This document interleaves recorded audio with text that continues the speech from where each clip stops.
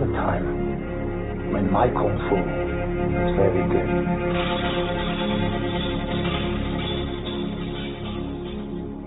It was my life, my destiny.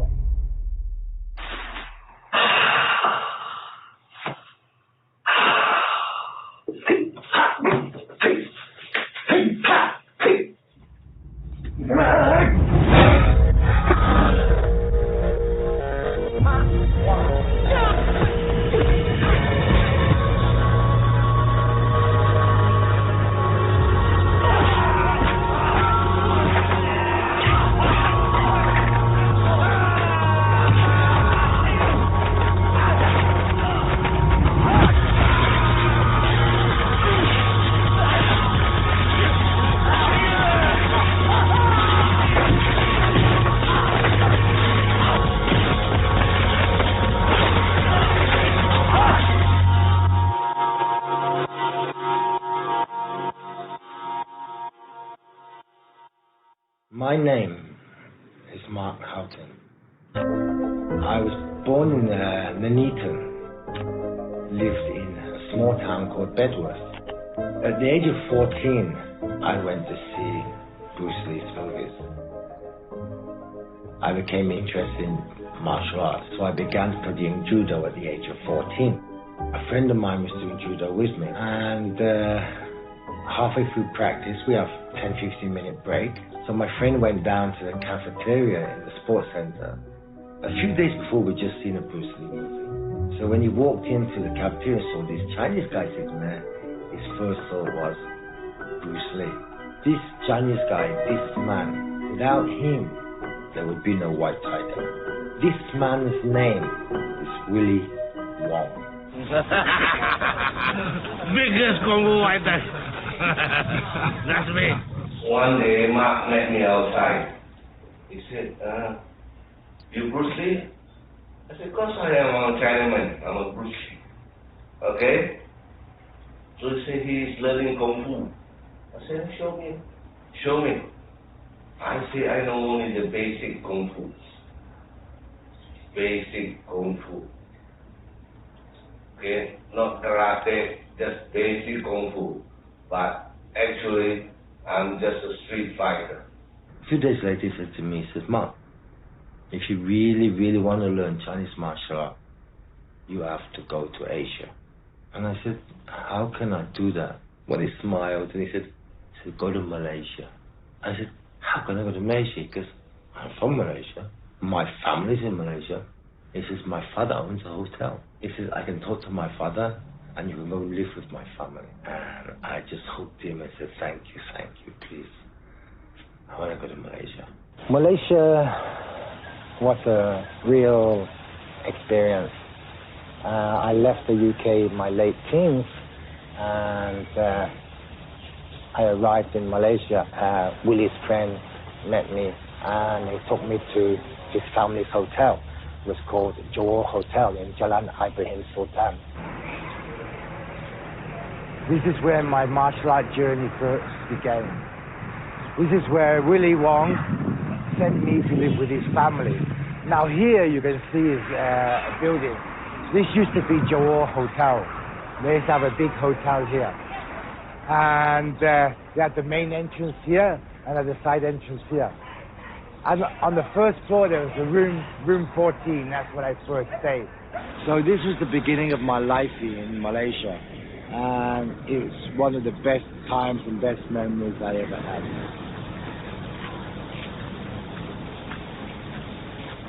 Just across this way, there used to be a house of prostitution. No. And one girl was forced into prostitution. And she got away from the pimp. And she came running out of the house, she came running down here. And she jumped into the sea, obviously trying to kill herself, shamed at what happened to her. And I was sitting on the step and I saw it, and I come running across and I jumped into the sea, and I went out and I grabbed her and I pulled her back and I saved her, gave her CPR. We called the ambulance and the ambulance came and took her to hospital and she lived. And I was pretty proud of myself. You know, I just saved someone's life. And at the end of the shift, I went to sleep. Now, while I was asleep, my adopted father, heard the story. And when I woke up and come down, I was all smiles, thinking people would congratulate me. And as soon as I came down to the lobby, my father came up and he scolded me. He was really, really angry.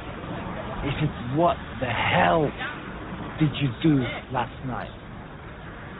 And I looked confused. And I said, some girl tried to kill herself and I jumped in the water and I saved her. And he looked at me and says, "Listen, if someone wants to kill themselves, let them kill themselves."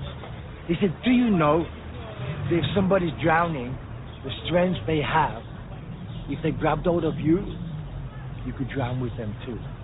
He says, "How could I face people knowing that something happened to my son?" No. And I stopped and thought about it. No, he really loved me as his son, and he was really so scared that something would have happened to me. I was happy that I saved the girl, and I have no regrets, and I would do it again, you know. But for him to say that and for me to realize that he took me into his family, and he really, really treated me as his own, that was something that made me realize that I was part of their family.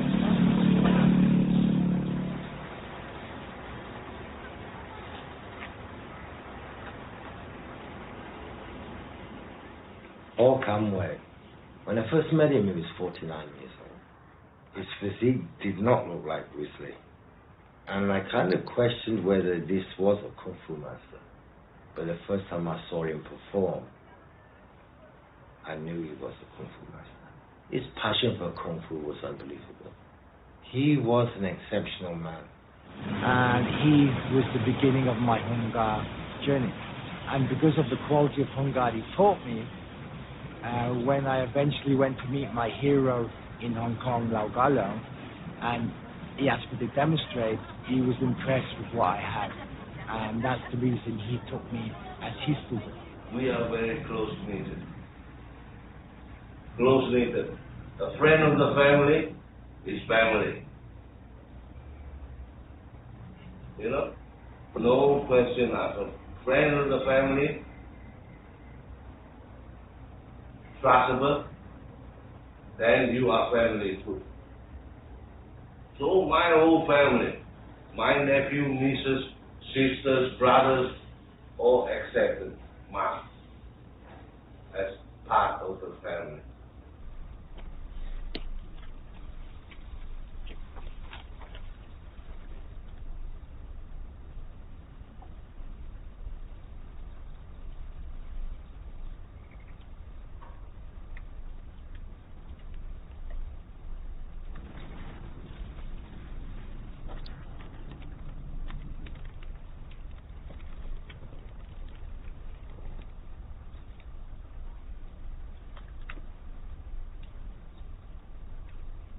There's a place in Coventry called Hillfields. It's where all the black guys, Jamaicans live, you know. And they got a bar there. They always go there. No white guy go in. He take me in. Then all the Rasta guys look at me. There's one here, okay? They're not happy. So he stand there, he got the beer in his hand, he grabbed his jeans, lift his leg up 180 degrees like it. And he said, "This guy with me, any problem?" And they all bow. "Sifu, Sifu, no problem." And then they all shake my hand, all friendly with me, you know. So many stories like this, you know. But he brings people together. It doesn't matter what color, what religion, he brings people together. Now, even though Willie was a nice guy and he had a great sense of humor, he also had a crazy side when it came to fighting. And Willie really liked to drink by himself. It was only me that would accompany him on a regular basis, but, sometimes he just liked to go out and drink by himself. And one night, he went out drinking by himself. And he usually has 10 to 15 pints a night. So he usually gets drunk before he goes out. And this one time, he was in this bar, and he was pretty drunk. And he took out a cigarette, and he had a box of matches, and he was striking the matches, trying to light the cigarette. One of the girls sat with her back to him, and every time she saw him strike a match to light his cigarette, she turned around and blew out the match. And it went on like this until there was no matches left for him to light his cigarette. So he looked at the matchbox, it was empty, and the girl started laughing, and he pushed her off a chair. Well, when he did that, these 8 guys stood up and they attacked him. So he got up and he fought back. And the doorman came in and they separated everything and they threw him out. The next day, I went to see him. It was a Saturday morning. And he said to me, he wants to go shopping to get revenge. And I go, shopping for revenge? What do you mean? He goes, just come with me. He went and bought a pair of cowboy boots. I was thinking, cowboy boots for revenge? No. After that, he went to a sporting goods shop and he bought 2 hunting knives like this. And he put the hunting knives in the side of his cowboy boots. And he said, okay, I'm going for revenge. I went, oh shit. So we got to the bar and Willie said to me, he says, you wait outside, you don't need to go in. A few minutes later, you see these group of people come running out the door, and even the doormen come running out the door, and they're all running down the street, and Willie's running after them with his big knife in his hand. Fortunately for them, Willie's stamina wasn't that good, so he couldn't catch them. Ma, the fast learner, one of the best.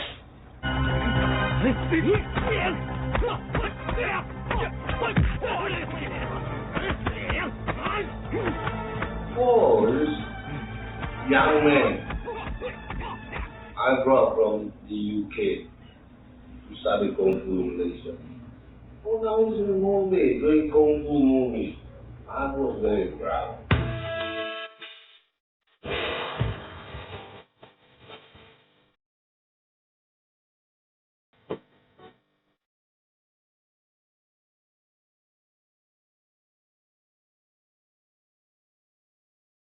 I arrived in Hong Kong 88. My idea was to meet Lau Ka-liang. Sometimes the word arguably is used when describing someone great, but there is no argument when it comes to Grandmaster Lau Ka-liang. Some of the greatest martial arts movies ever made were directed by him, but also his historic knowledge of martial arts, leading all the way back to legendary real-life hero Wong Fei-hung. Master Wong Fei-hung's student was the same martial arts master Lam Sai-wing, who was also a butcher by trade and thus was known as Butcher Wing. He was the master of Lao Sham, the father and master of Lau Ka-liang. As Master Lau learned everything about filmmaking, he also absorbed it into his prism of real martial arts. His creativity would then flow with mastery of knowing how to entertain.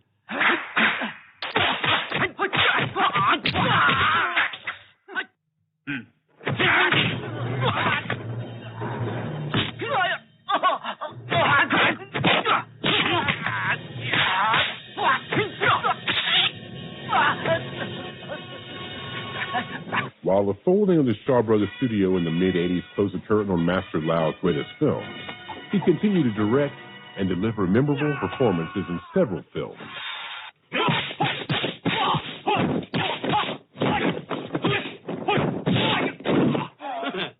It was during this latter period that Lau Ka-liang directed the 5th installment of the popular Aces Go Places series of films.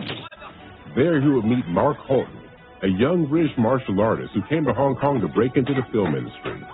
He would ultimately become Grandmaster Lau's only chosen disciple.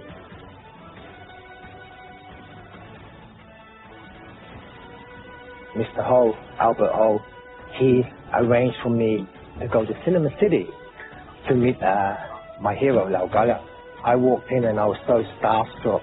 You know, my hero, Kung Fu master, was sitting in front of me. So I introduced myself to him and I spoke a little bit of Mandarin. So I said, you know, Lao Sifu, you are my hero. I love your movies and your Kung Fu, and because of you and your movies, I decided to learn Hong Ga in Malaysia. So he said to me, well, could you show me some Hong Ga? So I started to play Tiger and Crane for him. And he looked and he says, wow, he says, for a Westerner, your horse dance and Kung Fu is not bad. So he took me for dinner. And we're sitting at the table, and he said to me, he says, you've got a new film coming up, Aces Go Places Part 5, with Sam Hui and Maka. And he said, if I want, there's a part in it for me. And I looked at him and a big grin came across my face. And I said, Lao Sifu, of course, I got this opportunity, this chance, I won't say no. Yes, I want to be in your film. So the film wasn't starting until around October, November time. And now it was June, July time. So I flew back to the UK and then went back, started teaching again at my school because I had a full-time school in the UK. And then I made arrangements then to take time off to go back to Hong Kong to shoot this movie. And I was thinking after shooting this movie, then I would go back to the UK and carry on teaching. No, I flew back to Hong Kong and I went to the movie set. And the first day on the movie set was in Kwai Chung, was in the freight container area where the shipping comes in. And my first day I was dressed as a fireman, stealing a sword. But I got on set, and as soon as I got on set, Lao Sifu stopped shooting, and he asked me to come over. And then he said to everybody, Mark's going to demonstrate Tiger and Crane for you all. So then he asked me to demonstrate Tiger and Crane for everybody on set. So I started to, and I started to demonstrate. And I said, look, Lao Sifu was next to me. And whatever I was doing, he was doing the same. And he would be next to me. Yo, Tiger. And he would be next to me. And I thought, wow, I got to be faster than him. I got to move fast. When I move, he was faster. No matter how fast I moved, he was always one step ahead of me. And it was just an unbelievable experience. And we came to the end of Tiger and Crane and stopped. And he looked at me and smiled, and then he shouted, Hoi Kong! Okay, everybody start work again. So then they started to work, and I went to change wardrobe. Halfway through shooting of Aces Go Places 5, he called me over and he said to me, he says, Mark, he says, after this movie, you're going to go back to the UK, or you're going to stay in Hong Kong and carry on doing movies and, you know, work for me. So I looked at him. I said, wait. I picked up a phone, called back to the UK and said, close my Kung Fu school. I'm never coming back. And that was it. The rest was history. I made a complete move from the UK to Hong Kong. And I've been there ever since. I've never left.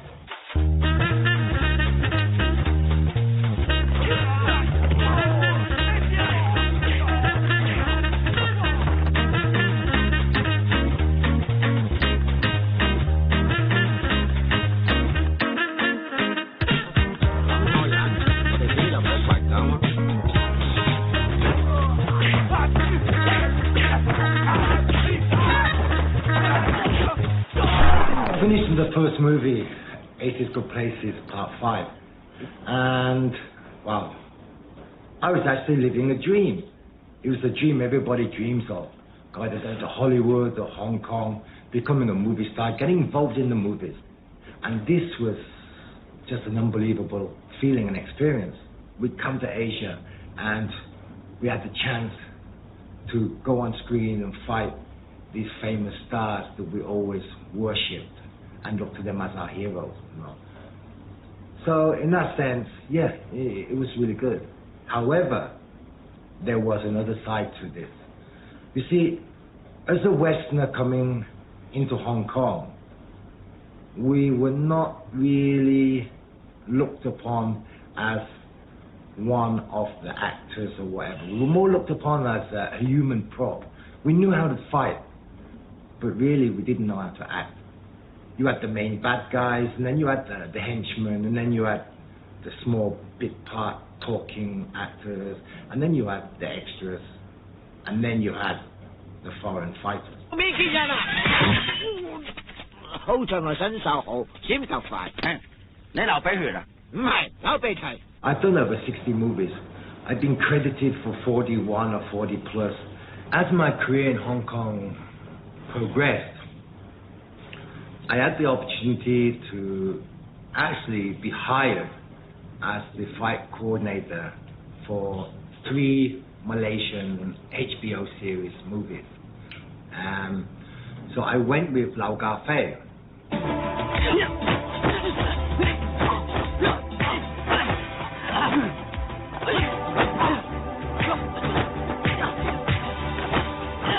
Actually, it was Lau Ga Fei that got me the job. And he was shooting the series there of 3 or 4 movies, and he was the main actor. So he says, Mark, he says, why don't you come to Malaysia with me, and you be the main bad guy in these movies, and also you do the action directing in the movies. I said, okay, sure. So we went there, and this is my first experience being a real fight coordinator, and it was an amazing, amazing experience. Now this was in 91, right? And at this time, I had a life-threatening ordeal there, where I got into a conflict. This is a story about me fighting for my life, and I'm going to tell you now.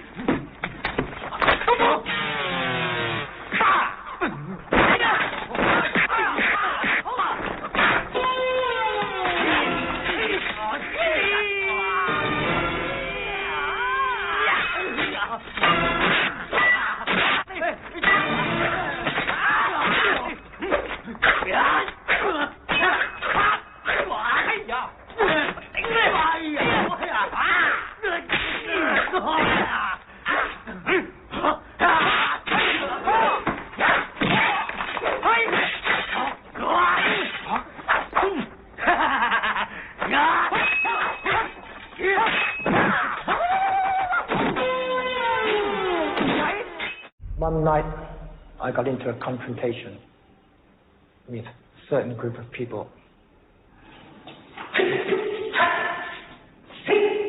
It was 1991, Malaysia. I was sitting at breakfast in the hotel. Table behind me, 3 or 4 guys eating breakfast. One of them looked at me. He says,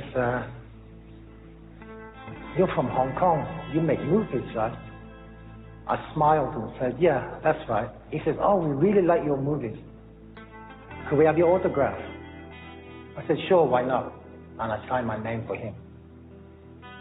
As I was about to leave, he said to me, he says, couldn't we take you for dinner tonight? It's their friend's birthday party. And he really likes my movies. Would I please attend the party, and it would be like their present to him of me being at his party. So I said, sure, why not? They picked me up at the hotel at 6 o'clock. We went to a bar. The birthday boy was there, and we started celebrating the birthday. From 7 o'clock at night to 12 o'clock, we were drinking anything you could imagine. 1:30, nearly 2 o'clock, we left that bar and we went to a disco. Once I got inside, we got to the table. I turned around, there was 6 pint glasses on the table. They were filled with brandy, whiskey, beer, and Guinness. So I looked and I picked up the first pint glass and I knocked it back, and I took the second and I took the third. By the time I took the third, I couldn't see, everything was dizzy. People asked me, can you still fight? I said, no, I can't fight. I want to go to the toilet. So I went to the toilet. When I got into the toilet, someone came up to me and says, we just heard them talking. They want to kill you. You better leave. I wasn't quite sure whether I heard him say this or not. So I staggered out of the bathroom and I went back to the table and I sat down on a chair. And the guy came up and tapped me on the shoulder. He said, can you fight? I said, no, I can't stand up. The attitude changed. Fuck you. We're going to kill you. And as I stood up, I could see one guy walking across to me, and he's a big guy. He had his hand in his jacket. First thing I thought of was knife. I saw a chair in front of me. So I leaned on the chair, thinking if the guy got a knife, I would use the chair to hit him. When he started to come closer through the crowd, his jacket opened, and it was a gun. It wasn't a knife. So I just turned and I ran to the exit. Everybody ran after me. As I got to the entrance and I got out the door, someone was just getting out of a taxi. So I managed to jump in the taxi, slam the door, and I called the taxi driver, drive. The taxi took off.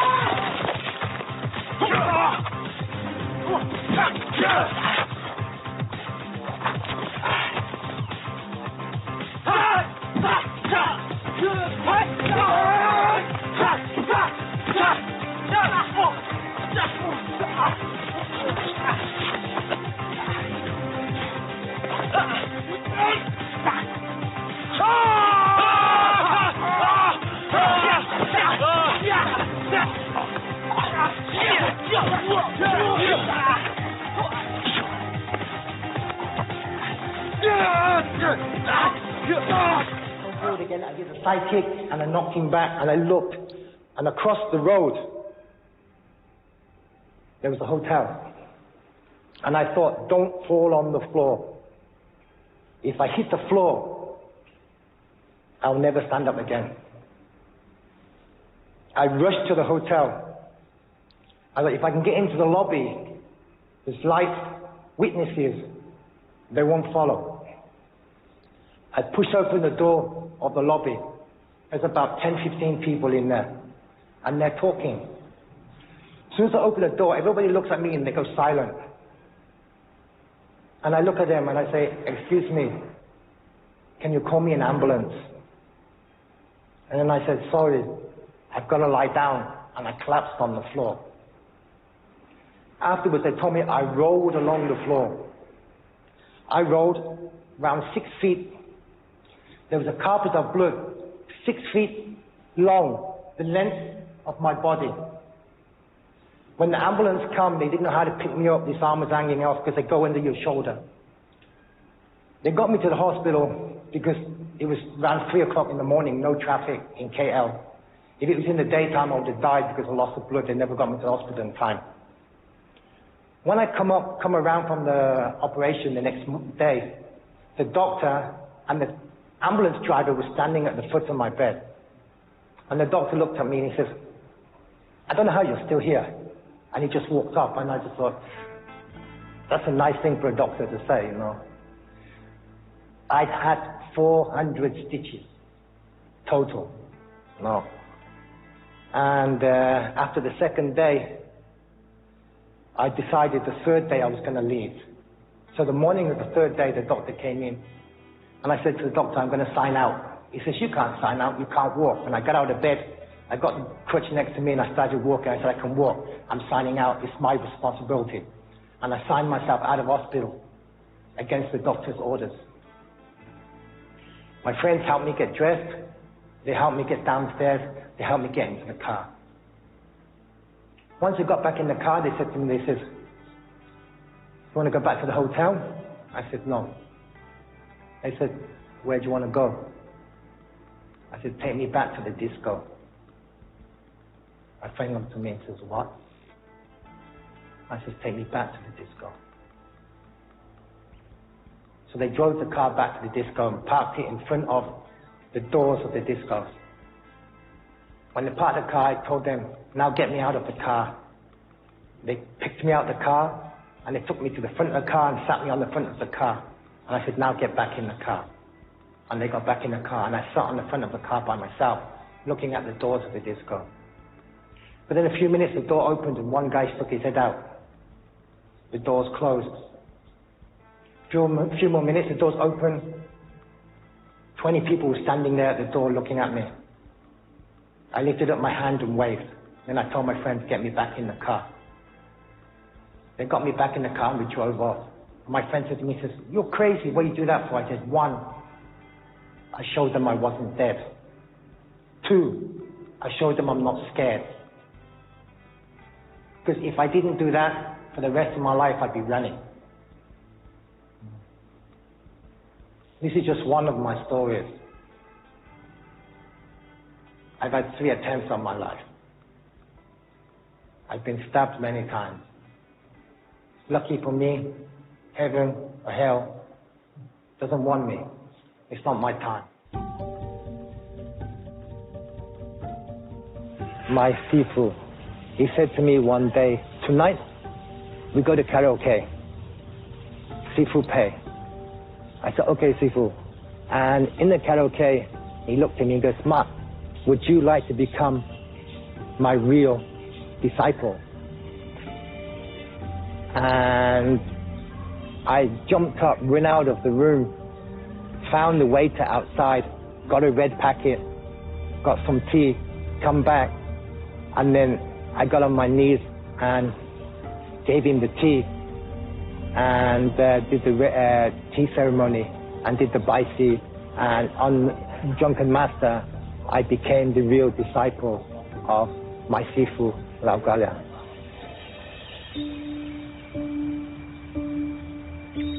Working in Hong Kong movies is pretty dangerous. It was because of my martial art ability that I got jobs in movies.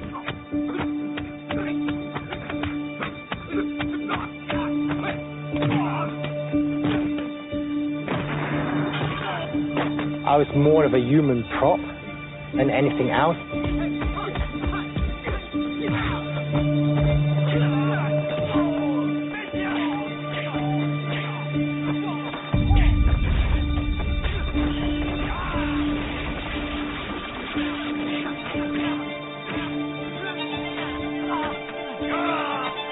Hong Kong stunts were so dangerous that the life of a stuntman is very difficult. All the top stuntmen, all the top action actors in Hong Kong, they get injured badly. You know, for me, I did a few high falls and damaged my hips.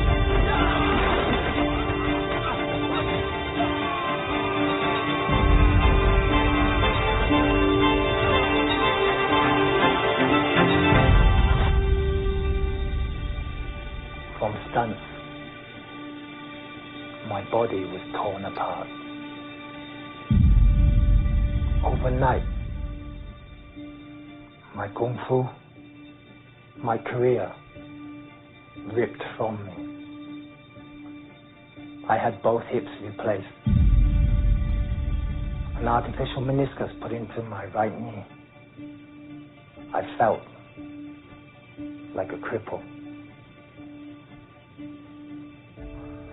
No longer being able to do what I love doing most, what was my life.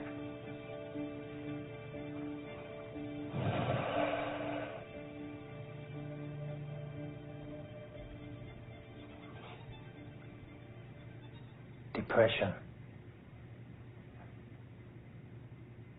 I destroyed, I burned all my photographs from the movies. Any video footage from me, from behind the scenes, destroyed, all gone. I couldn't bear to see myself doing things that now I could no longer do, and the pain inside was just too much to bear. I became empty.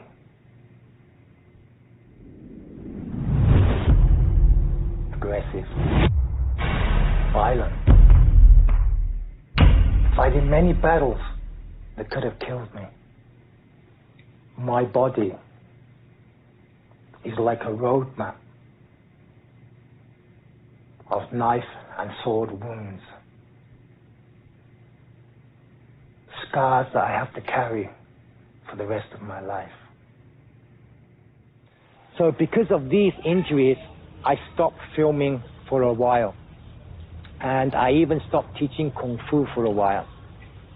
Because I had problems doing what I used to do. Then I got a call to do, in '97, to do a knockoff with Van Damme. And I played this Russian guy. And at the beginning of the film, there's a scene with scuba diving. So I took a crash course in scuba diving for the movie. After I finished the movie, I got so interested in scuba diving that I went away to Philippines for a few months and just did diving.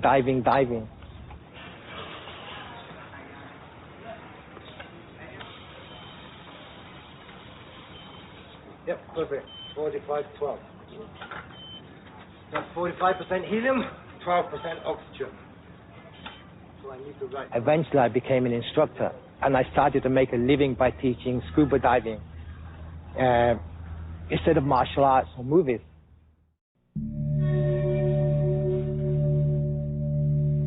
Scuba diving made me forget.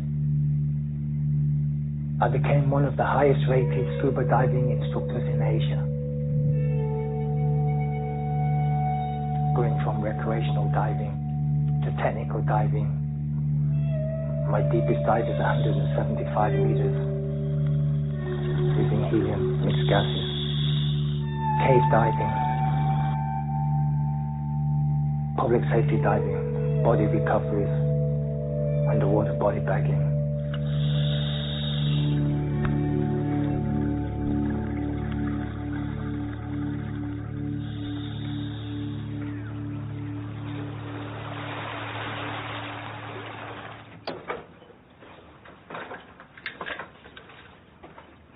Daniel! Hi, Mel. How are you? Nice to see you. This is Daniel. He's the instructor here. Been in aquaventure for a long, long time.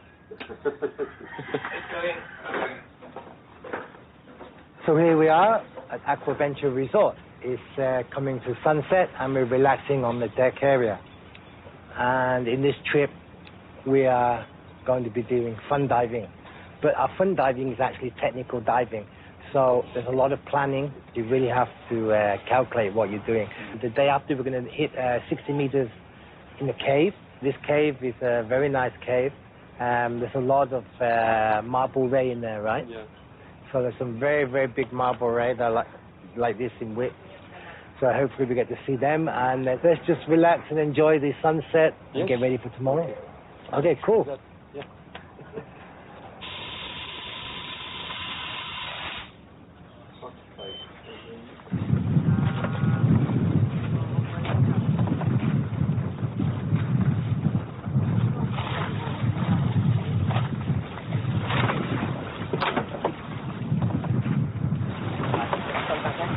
Mark, where are you going to go today?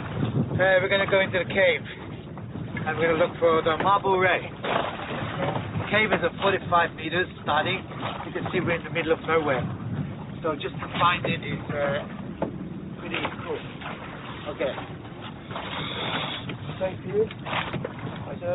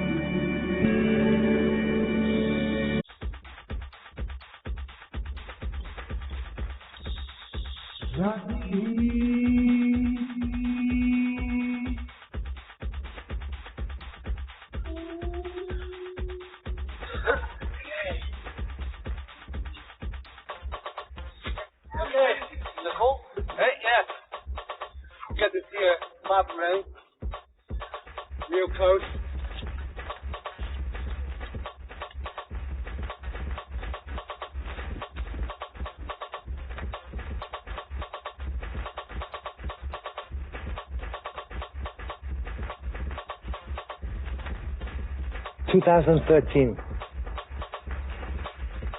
was a sad year. I made a promise to a dying man. That dying man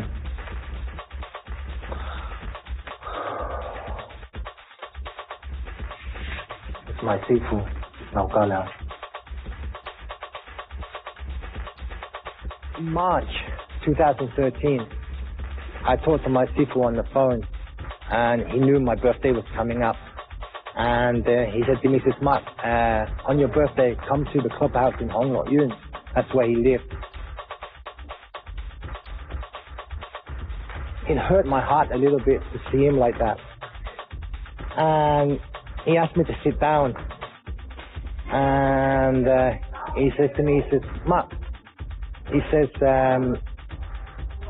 if I died tomorrow, I'd be really happy.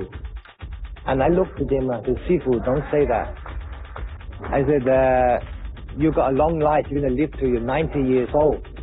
Why are you saying that for? He goes, you know, well, Mark, he says, I'm in so much pain that if I did die tomorrow, I'd be quite happy. And the reason why I'd be happy is because I have you as a student. And I know that you would carry on. He goes, you've got to promise me two things. And I said, I promise you anything, Sifu, what's that? He says, first, you've got to promise me to go back to the movie industry, go back to being a fight coordinator.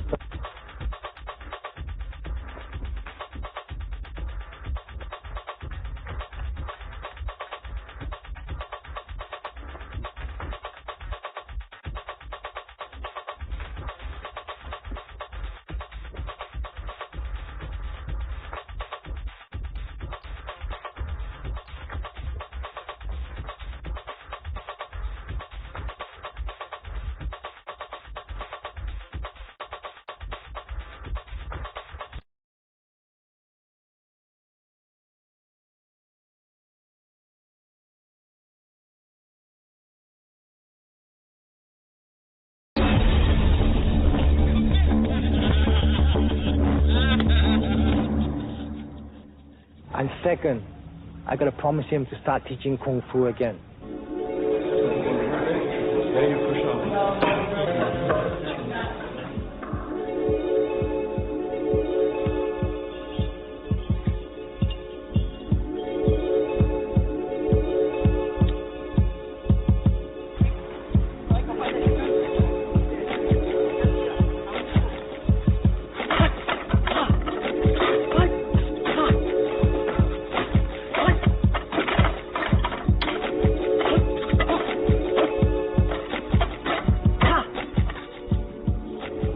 So I made him these two promises. I said, okay, I will. But I said, Sifu, I said, but you're going to be around for a long time. And he looked at me in his phone, he goes, he has no power anymore. And in saying that, he hit me on the shoulder, and he hit me on the shoulder, and I fell off the chair, and I fell on the floor. And I sat up and I looked at him and I go, Sifu, I thought you said you had no power. And he just started smiling. And I got back up and sat on the chair, and we finished having lunch. we finished having lunch, and then my Sisok, Lao Gao Wing, came in, and we sat there talking for a while. And then after that, I left. And I had a few things going, and I was so busy that from that time, that was the last time I saw him alive. 3 months later, on the 25th of June, he passed. And that was a real hard time. Real hard time. Morning, very early, my phone rang. My friend called me. And he says, Mark, your Sifu's passed. As soon as I put down the phone, I went into shock. I just sat there. Didn't know what to say, didn't know what to do. And then the tears started streaming down my face. And I picked up my phone and I called direct to my CMO. And her phone was unanswered.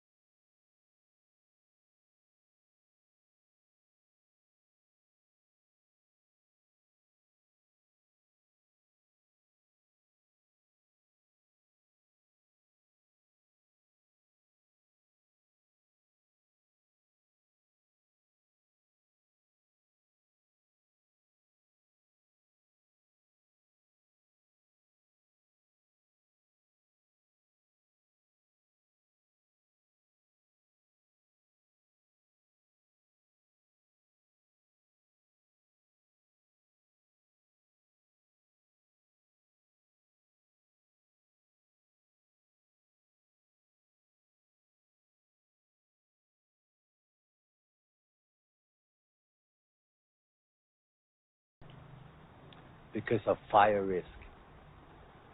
However, because of my Sifu's celebrity status, and we were scared that reporters would come in and take photos of the body, that his wife got permission to stay overnight. So 5 people stayed. There was his wife, Jean, Rosie, the 2 daughters. There was the maid, and then there was a very good friend of my CMO, Hua Jie, who lives in Singapore. 5 of them stayed. So I said to my CMO, I will stay with you. It's not good that 5 women stay by themselves. So everybody left, and there was just 6 of us left in the funeral parlor. And they'd given 1 room at the back for everybody to stay. And this 1 room had 3 sofas and a bathroom in there. And my CMO said to me, she says, Mark, you can stay in the room with us, you can take 1 sofa and we'll share the other 2. And I said, CMO, I cannot. I said, 我係師傅徒弟 I'm my master student. 你係我師母 You are my 師母 I cannot stay in the room with you. It's unethical.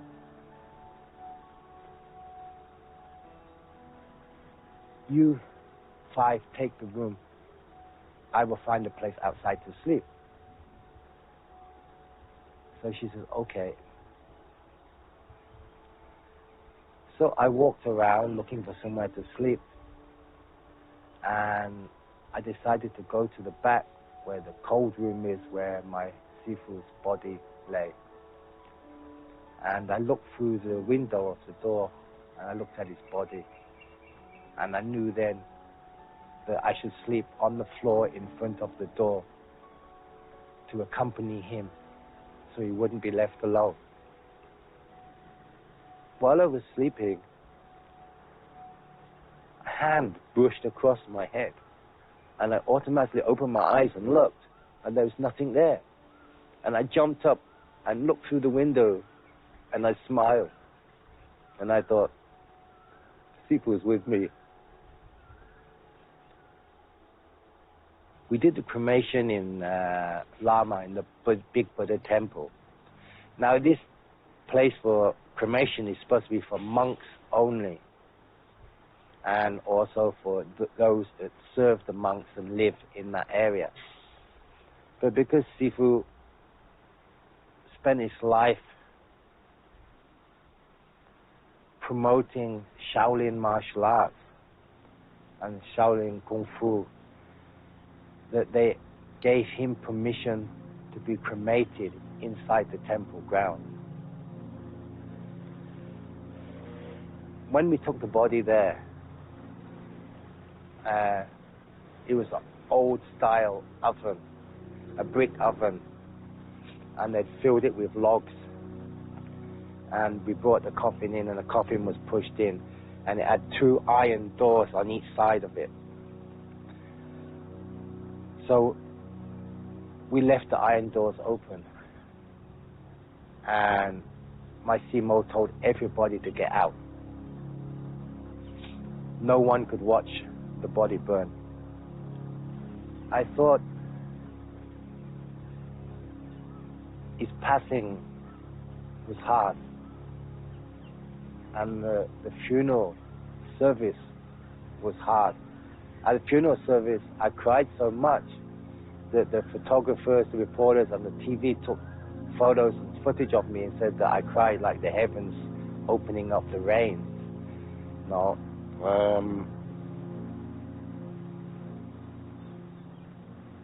But when we watched the coffin burn and it fell apart, and you could see the body, and the body started to burn, that was truly the hardest thing in my life, to have to witness. Pain I felt, and the pain my Simo felt. We both knelt down in front of the furnace, both crying. I stood up, and I performed a Kung Fu form, 5 animal boxing, for him. When I finished, I knelt back down and promised him that I would look after my Simo and the children. I would help wherever I could if they ever needed my help. And I would always keep a relationship with them.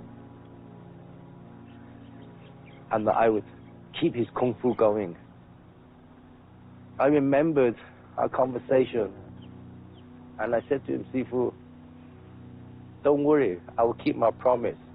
咁阿 Mark 咧，亦都好盡做徒弟嘅本分。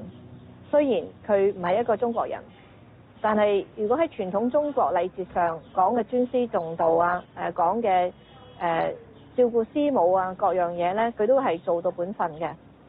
咁呢一樣嘢咧，我覺得阿 Mark 咧係冇令到師傅失望。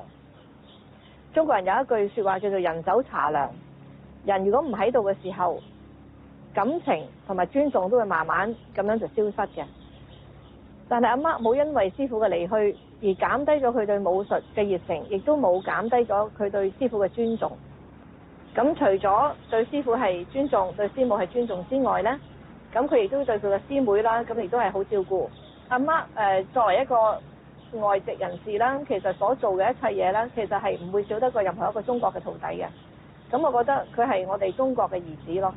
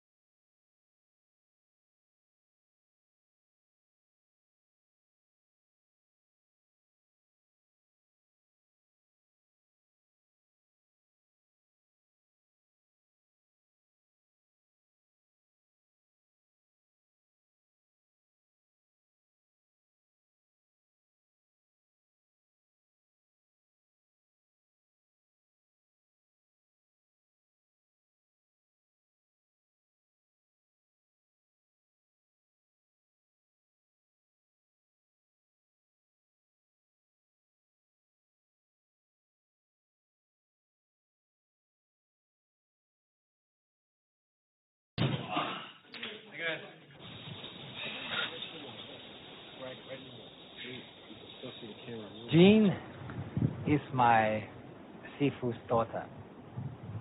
Okay, she learned martial arts from my Sifu when she was young. So now what I'm trying to do now is help her train back what she got from her father when she was younger. You know?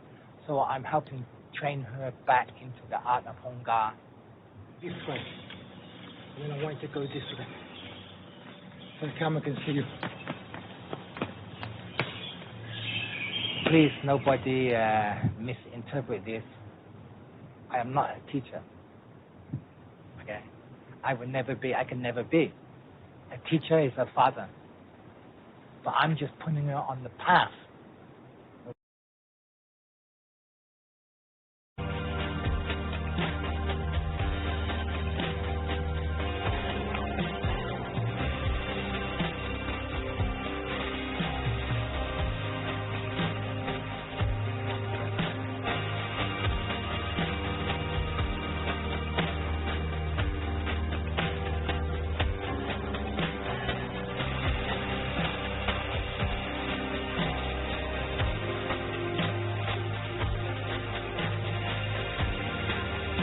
Start to learn Kung Fu when I was 14 from my father, which is a Kung Fu master.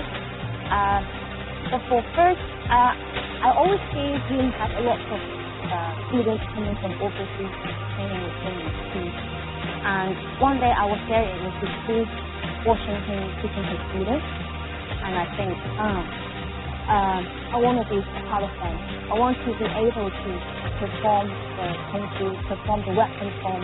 I want to know how to fight as a girl. That would be cool if I don't know how to fight really good. So I go to my father and I ask him, I tell him I'm really interested in learning martial arts, learning Hong Ga or something.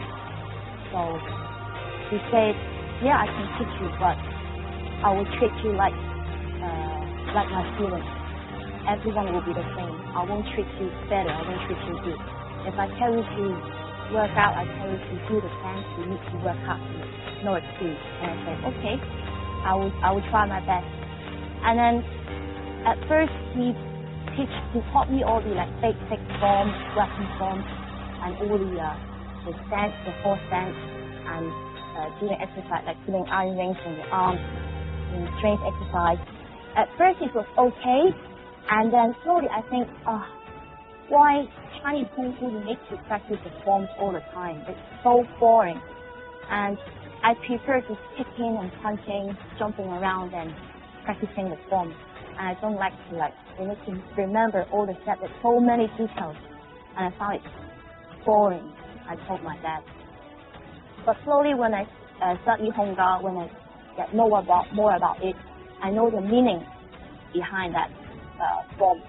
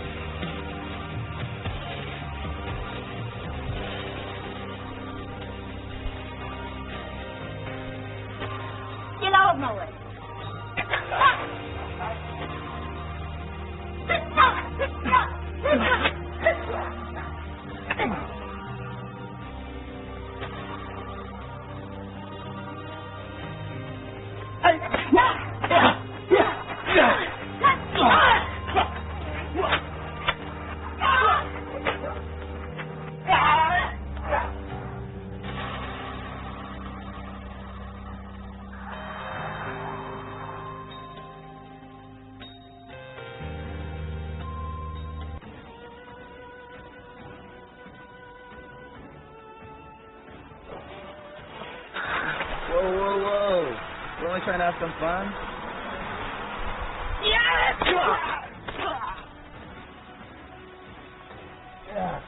You having fun now?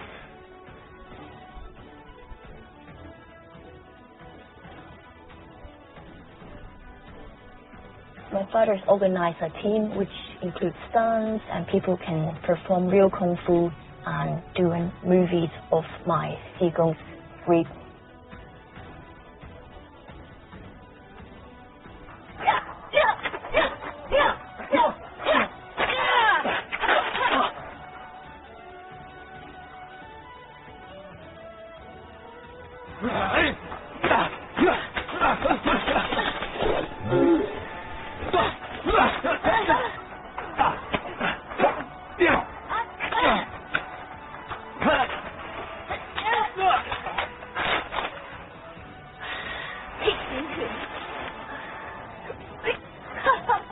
We shoot traditional kung fu fights similar like my Qigong no Golo, the same feelings and all the real stunts, real punch, real fighting. Everyone will be impressed.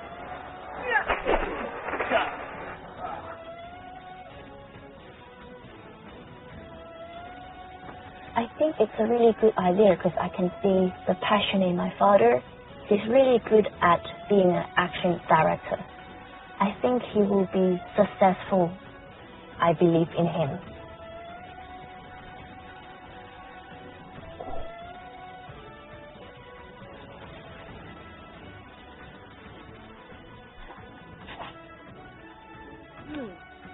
Not bad.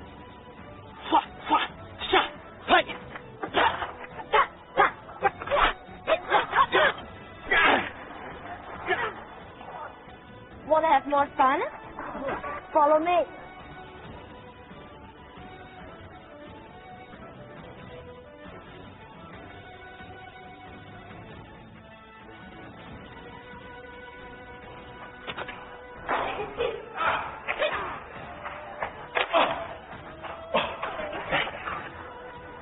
You're welcome.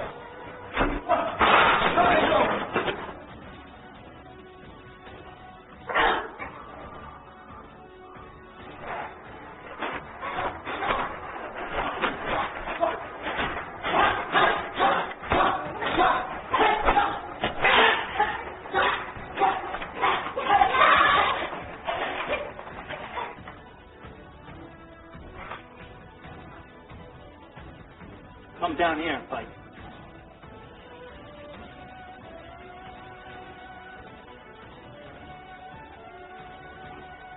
You haven't had enough?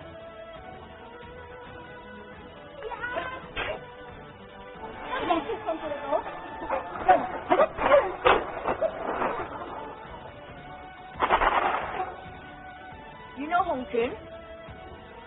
Come with me. Wait, come on.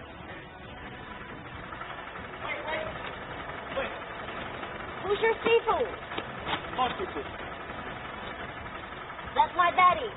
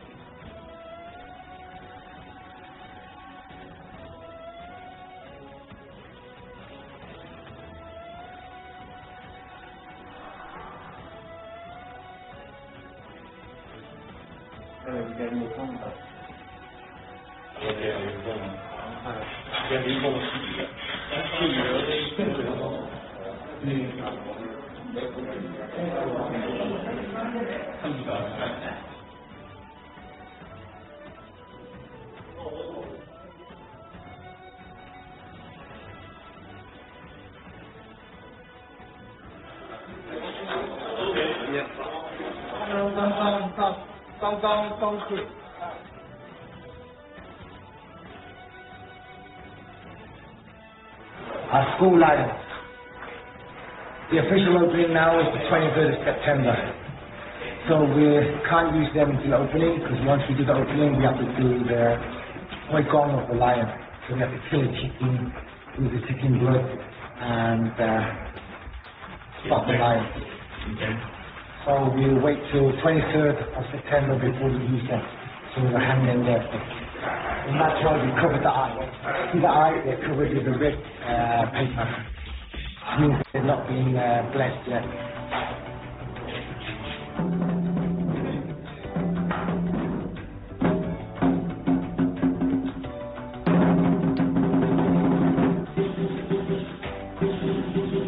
With Sifu is very physical. We work hard, train hard. We try and learn the techniques, but the important thing is the application. For me, application is important. To myself, in the UK, I'm a police officer. I also train the police, so the actual application of the martial art moves is really important. Being part of the lion from the lion dance, whether it be the head or the tail of the lion or the drumming or any of the instruments, there's always important work as a team. It's demonstrating their kung fu skill. So if you have to have good posture, good stance, good timing, because again, if we're doing fights and striking and different things, you have to have good timing. It's the same with the lion, it's no different. We're going to film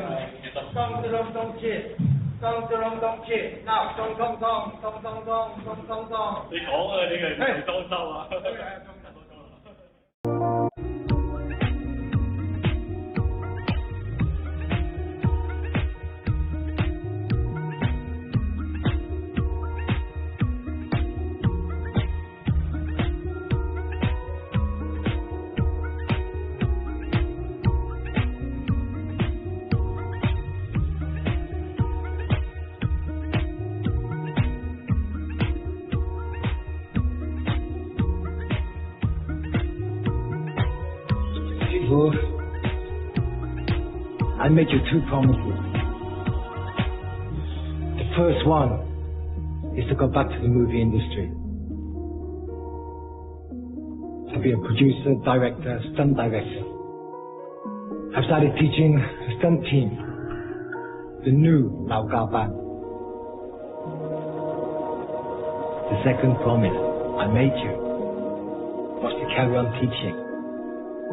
I know of students who have schools in Hong Kong, China, England, Scotland, Ireland, France, Austria, and every day your grand students are growing. I hope you're happy. I promised you and I will succeed. I will fulfill my promise to you. Now, I'm standing in Fasan, the home of Wong Fei Hung. And I've opened this Kung Fu school under your name. I brought Hong Ga back to the place it was famous from. Sifu.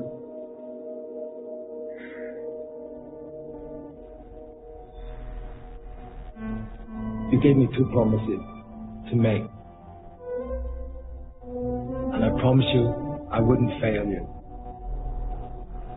Thank you, Sifu, because the promises you made me make are worth more to me than anything in this world.